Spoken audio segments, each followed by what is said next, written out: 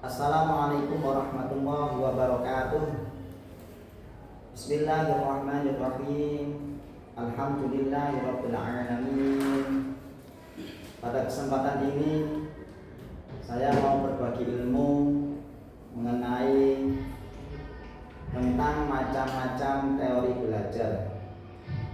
Sebelumnya saya ucapkan terima kasih yang sebanyak-banyaknya kepada dosen pembimbing kami, Bapak Dr. Yusron Maulana Yunusi, dan kawan-kawan kami, kawan-kawan seperjuangan S2 di Unsuri Fakultas Agama Islam atau MPAI. Baik, langsung saja. Ada beberapa macam-macam teori belajar. Teori belajar adalah upaya untuk menggambarkan bagaimana peserta didik belajar, sehingga membantu guru-guru untuk memahami proses kompleks di dalam pembelajaran. Pada dasarnya, setiap teori belajar memiliki tujuan yang sama, yaitu mewujudkan pendidikan yang mampu mencetak peserta didik untuk dapat bersaing dan terus mengikuti perkembangan zaman. Di sini saya hanya berbagi ilmu tentang teori behavioristik.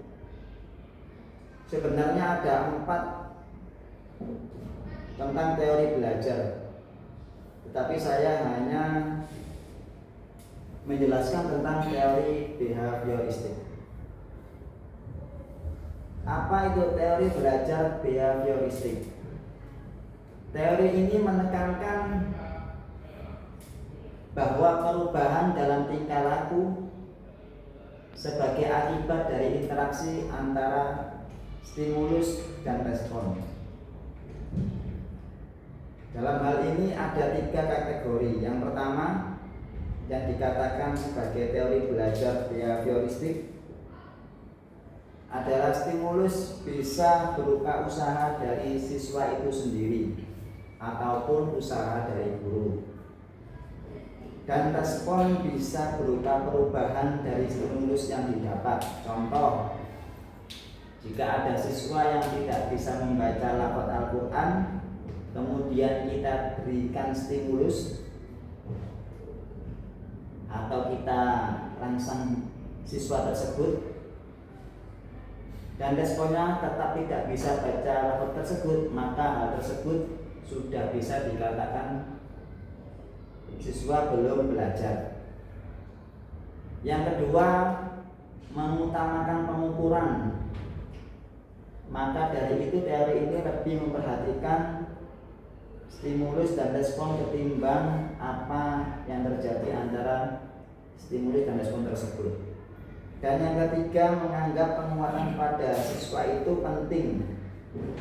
Penguatan ini dianggap sebagai stimulus. Penguatan bisa berupa hafalan lafaz Al-Quran tersebut, yang diharapkan stimulus tersebut menghasilkan respon yang mendapatkan hasil.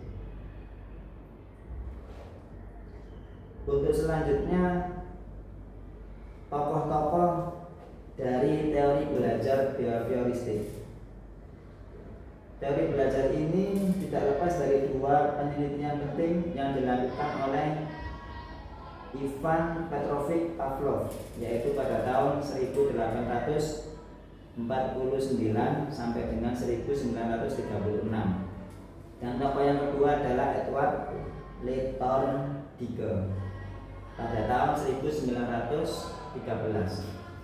Kemudian teori ini dilanjutkan oleh B.F. Skinner yang meneliti tentang keterkaitan antara tingkah laku dengan konsekuensinya.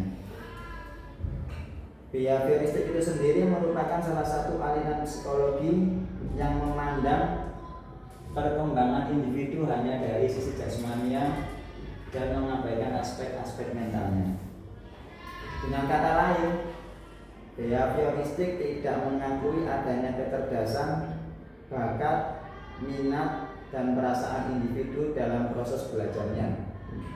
Sehingga kegiatan belajar mengajar ini semata-mata hanya untuk melatih refleks sedemikian rupa sehingga menjadi kebiasaan yang dikuasai oleh individu tersebut. Jadi kesimpulan yang dapat saya sampaikan dari teori belajar behavioristik ini adalah pembelajaran terjadi melalui perubahan perilaku yang dapat diamati sebagai respon terhadap rangsangan dari lingkungan tersebut. Dalam pandangan ini, proses belajar tidak melibatkan pemahaman internal atau proses mental yang mendalam, akan tetapi lebih pada pengkondisian melalui asosiasi antara stimulus dan respon.